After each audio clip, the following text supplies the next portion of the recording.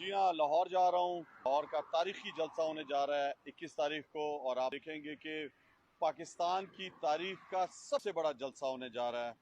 मीनार पाकिस्तान और दाता की नगरी में जो जिंदा दिलान लाहौर हैं, वो आप देखेंगे कि इस इम्पोर्टेड हुकूमत के खिलाफ ये जो बैरूनी साजिश हुई है, और ये जो कठपुतली लोग हैं, ये मीर सादिक और मीर जाफर, ये जो गद्दार हैं वतन के, जिन्होंने अमेरिका के पिट्ठू बने और यहाँ पर एक जमहूरी हुकूमत को हटाया, उसके खिलाफ जिस तरह पूरे पाकिस्तान में लोग निकले हैं, बल्कि ओवरसीज पाकिस्तानी पूरी दुनिया में निकले हैं, और उन्होंने पैगाम दिया कि अब हम ये गुलामी नहीं मानते।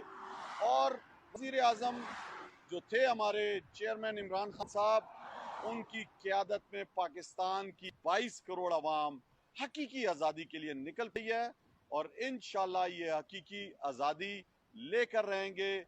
और आप देखेंगे जो कठपुतली हुकूमत है, ये जो हमारा क्राइम मिनिस्टर है, ये जो इम्पोर्टेड हुकूमत मुसलत की गई है, इसको कोई पाकिस्तानी नहीं मान रहा। और इंशाल्लाह लाहौर का जलसा तारीखी जलसा हो रहा है।